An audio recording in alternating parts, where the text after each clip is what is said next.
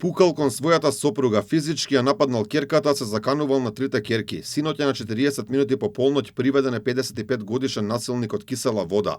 Како што информираат од МВР, тој од својот пиштол испукал еден куршум кон 48 годишната сопруга, кој завршил во прозорец, пошто отишол и се заканувал на трите ќерки на возраст од 26, 24 и 18 години, а средната ќерка и физички ја нападнал. На час и половина пред полноќ насилникот го повторил насилството, повторно со пиштол и се заканувал на сопругата, но ќерките го спречиле да го употреби огненото оружје. Од МВР велат дека по целосното документирање на случајот ќе биде поднесена соодветна кривична пријава. Знам дека потенцијалниот насилник е задржан во рамки на полиска станица и за истиот ќе се превземаат действија согласно она кое што го имаме утврдено како фактичка состојба првично. Битно е дека во конкретната ситуација за среќа немаме смртни последици. Повеќе детали не би сакал да споделам во овој момент.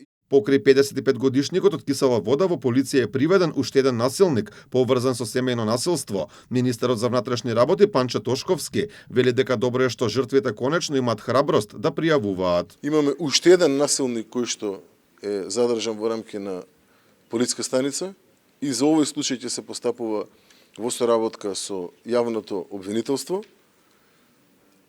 Дали е ова последица на она кое што се случува во последно време е поврзано со охрабрување на жртвите да почнат да ги пријавуваат насилниците? Дали е ова поврзано со тоа што вие новинарите посебно давате внимание на овој тип на насилства?